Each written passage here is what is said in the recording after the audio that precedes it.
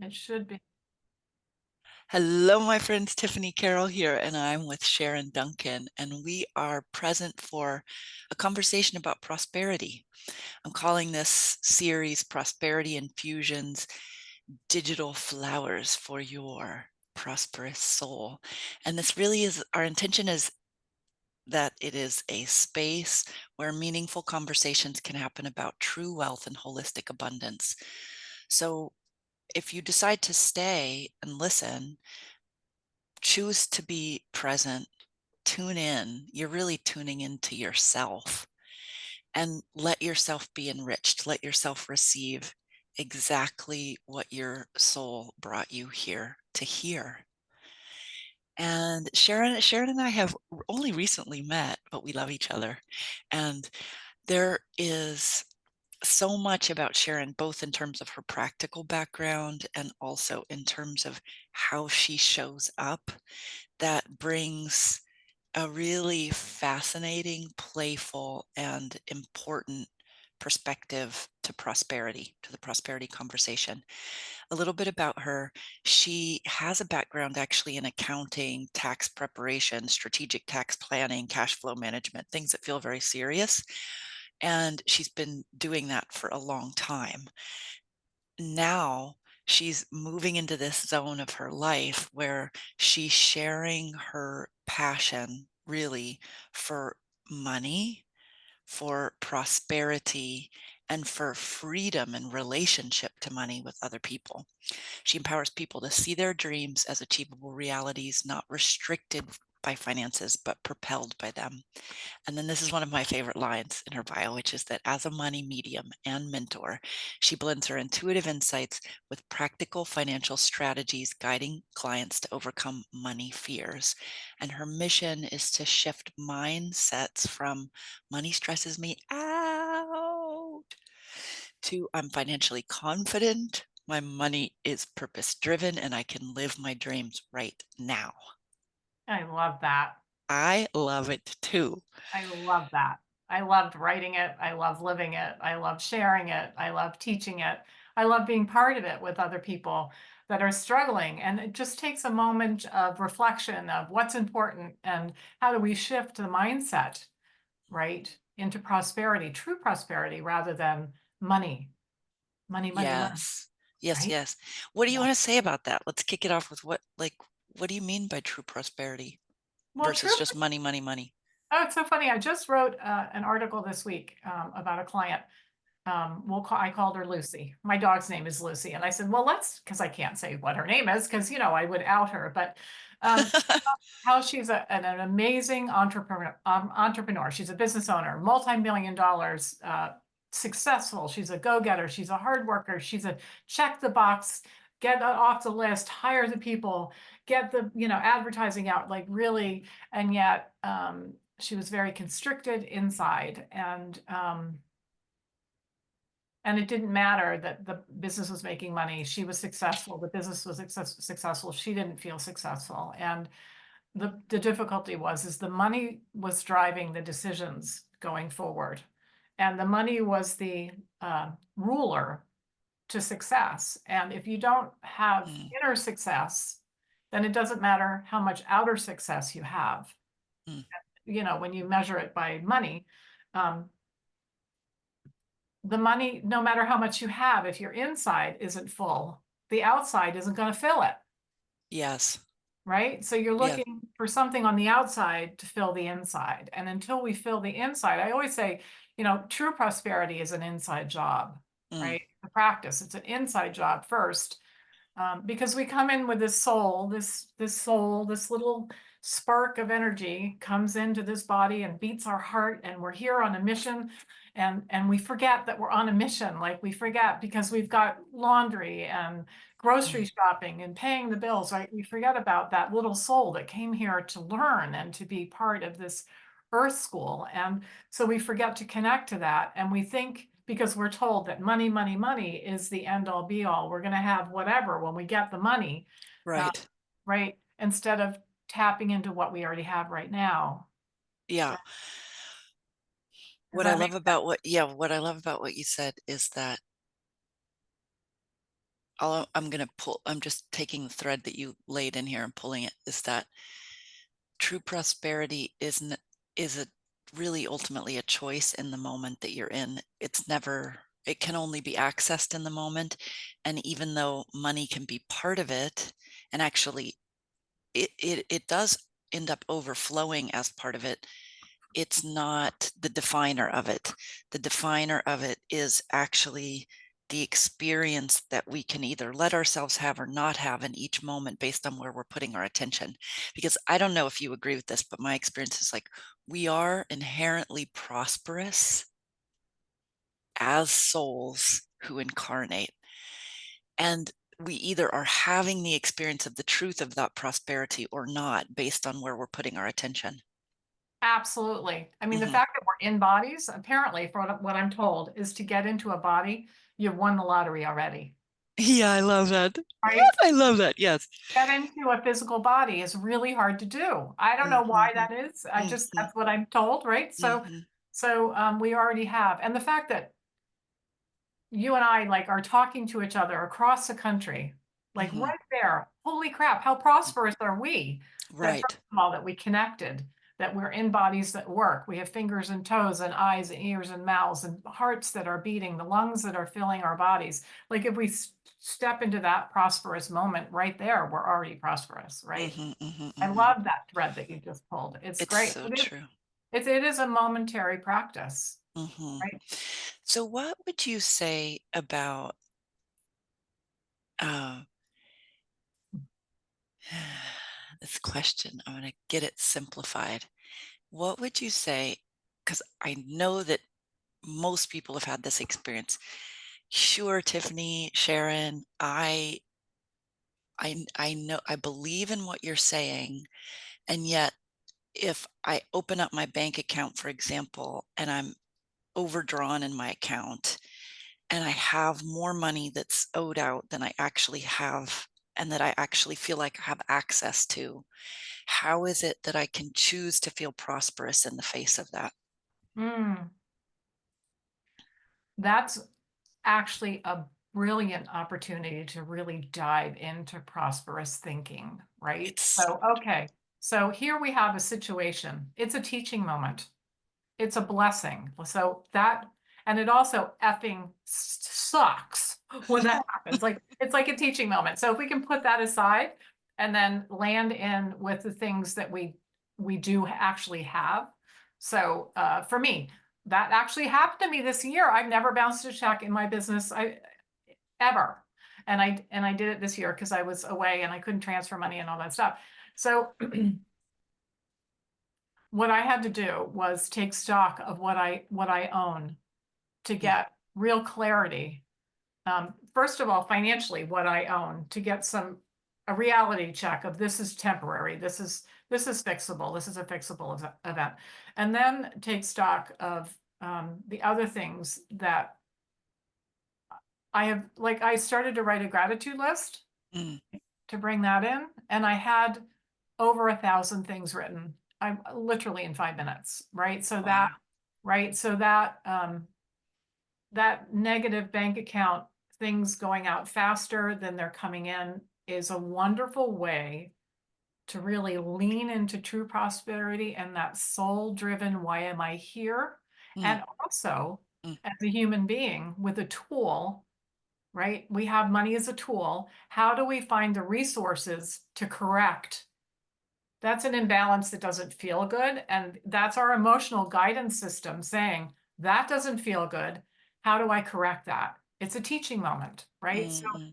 it's a wonderful opportunity to learn. I'm not sure if I answered your question there, Yeah. but there's a lot of practical steps and a lot of spiritual steps that we can take with that practical event that doesn't feel good around money.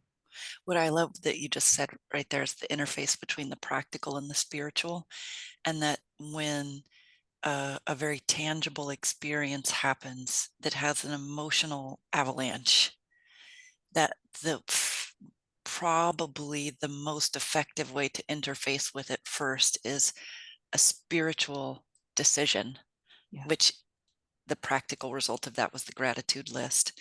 Yeah. And that spiritual decision and the practical action then shifts who we are and how we're orienting to the negative.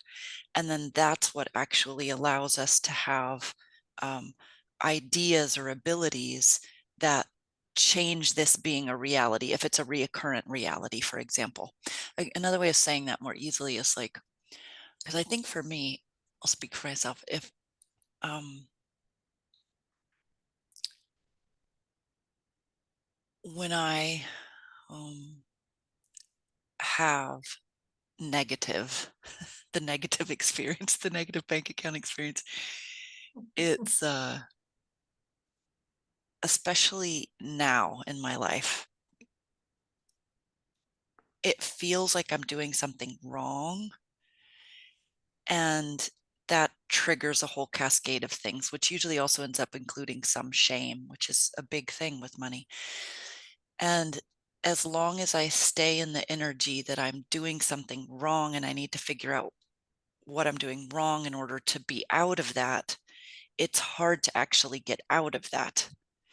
So I have to actually, it's the spiritual shift that has to happen for me to actually start to be in relationship with it in a different way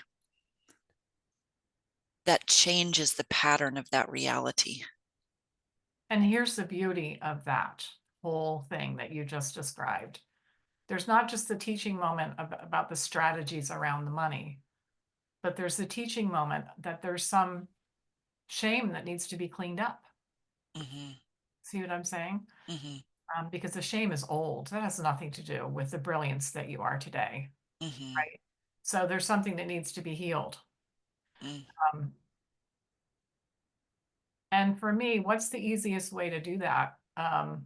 It's not so easy because my shame, my self-worth, my doubts around money and myself came from when I was little. So that seems to be recurring for me. mm, Um, and although it's not as loud now as it used to be, and it doesn't really drive my day-to-day stuff, um, it's still teaching moments when it comes up. Like, how do mm-hmm. I go deeper with it? For me, it's my relationship with my dad, who said money's only worth what you spent it on, and it never felt like he spent it on me. Like no time was spent on all of us, really. Mm, mm, And so I never felt worthy. So Wow, that's a powerful. Money's only worth what you spend it on, and he never spent it on me. yeah. So when I Wow, wow. started to earn money, Mm-hmm. I spent it on me like a crazy person. And I got Mm-hmm. myself into debt. And then I realized I didn't like that. And I was Mm-hmm. able to get out of the debt. Mm-hmm. I also, the other lesson that I learned from my mom, actually, not to go off on this tangent, but my mom, back in the day, their modus operandi, or whatever you call it, was to get married, to marry rich, right? Mm-hmm. Instead of do it yourself. It was because she was, born in the 30s. So, and she married my dad, who was a doctor. Well, that wasn't a great thing. And so that tape that came to me was, I'm going to win the lottery or marry rich. Like I was waiting for somebody else to do it for me. Mm-hmm. Right. So that was a huge teaching moment for me. I think we talked about this last time, when I realized I was waiting for somebody else to do this for me. So again, Mm-hmm. going back to the negative bank account and all of the stuff that comes around, the feelings that come around, actually, not just the physical event of the money part, but the emotional part.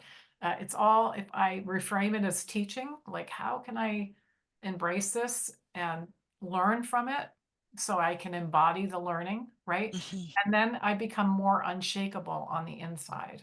And that's what Yes. true prosperity is.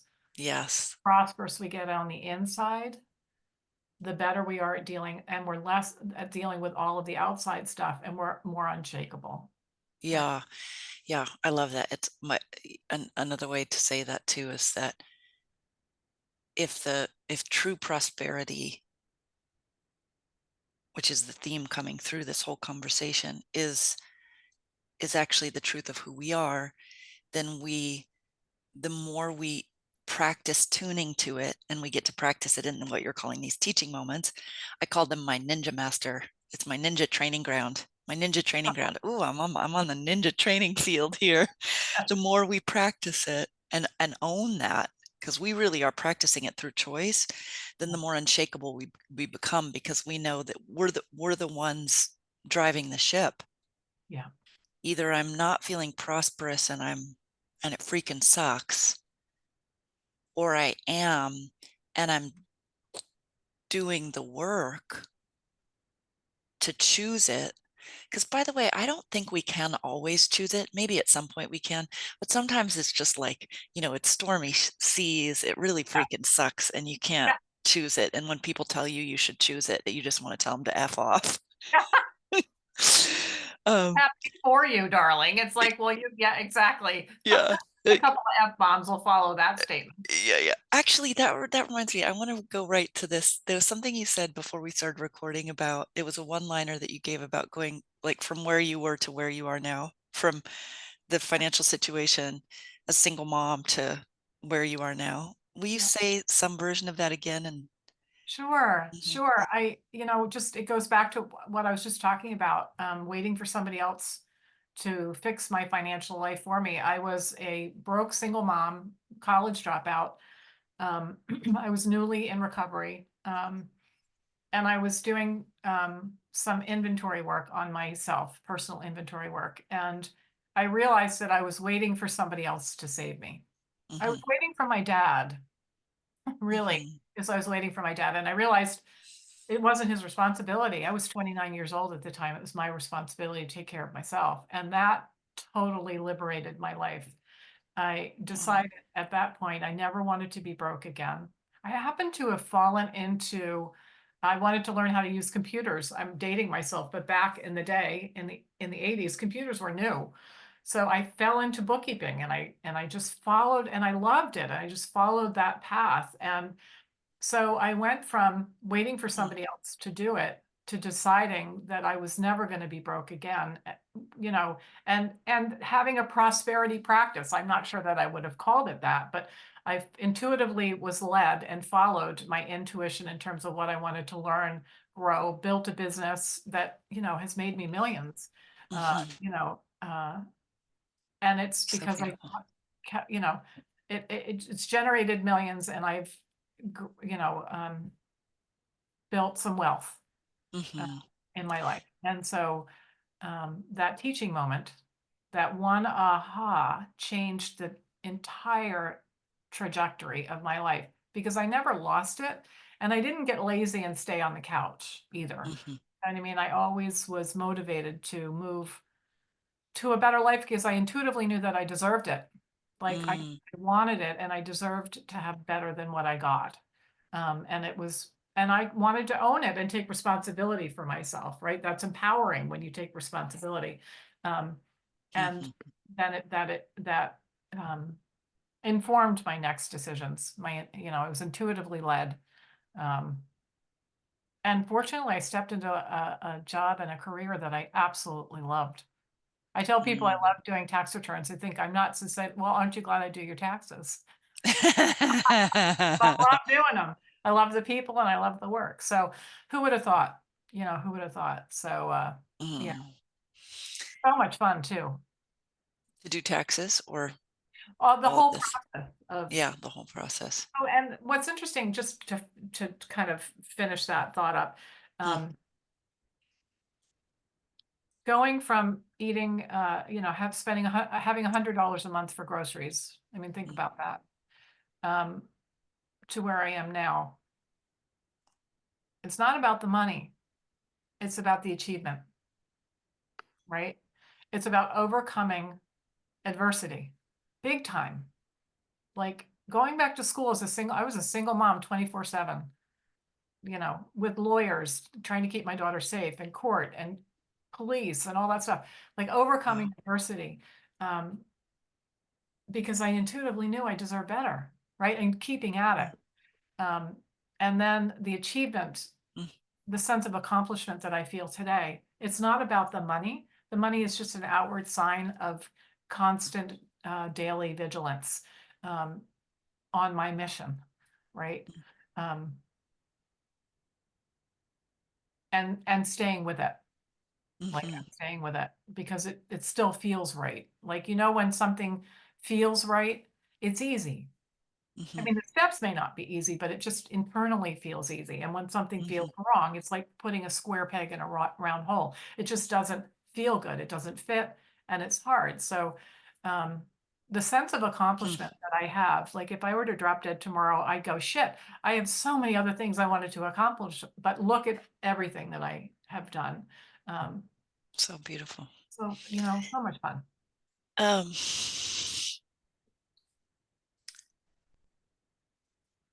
oh, there's a few sweet things coming, and I want to pick one of them as we go into closing.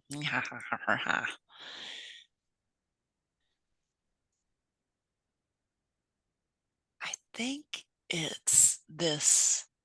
It's the phrase that jumped out at me when you said constant daily vigilance. And part of me was intrigued, and part of me was like, ugh, I don't want constant daily vigilance, but I know you mean it in a way that's actually luscious. You actually mean it in a way that's prosperous. And so this is something I want to bring in as we move into closing is there is a way. I experience this. I experience this pretty much every day. My life actually gets more and more easeful and more spacious and more luscious. And as it's becoming more easeful, spacious, and luscious, I'm actually flowing.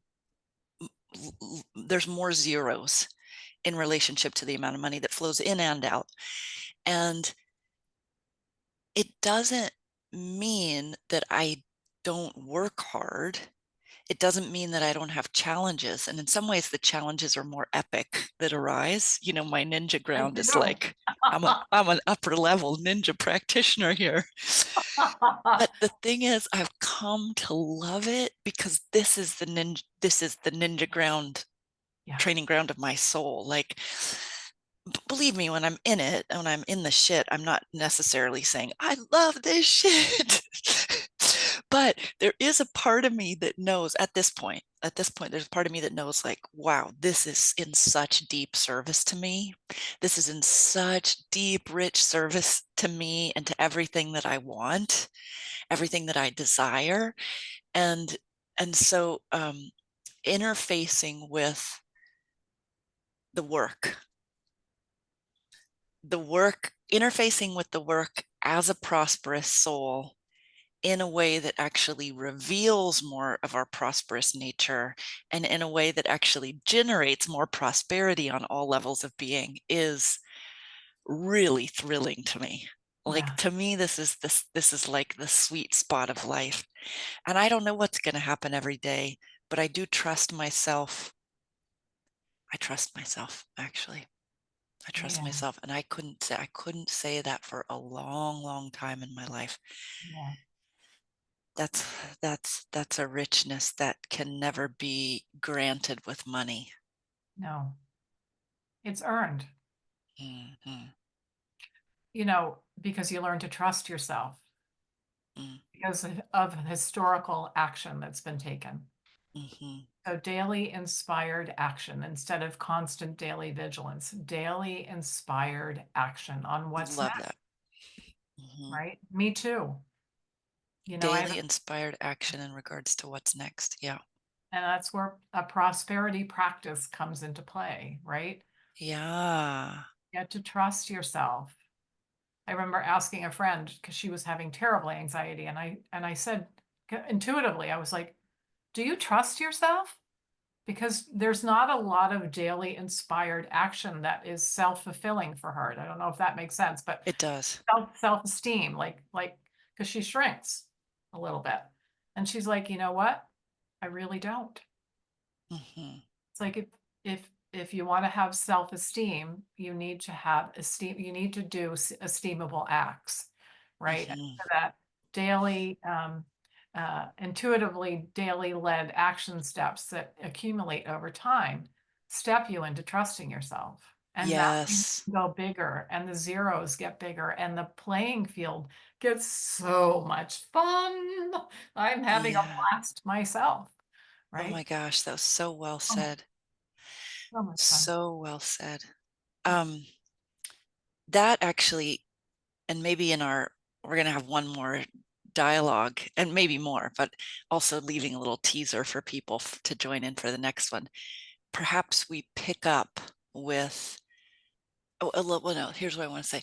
What you just said actually bridges the gap or the divide between what can feel like magical thinking in the realms of manifestation, money manifestation stuff, and, you know, kind of the nitty-gritty practical of where someone is. So when someone's like, okay, I'm here, I want to be here, I can imagine what I want to manifest, but how is it that I make that become a reality?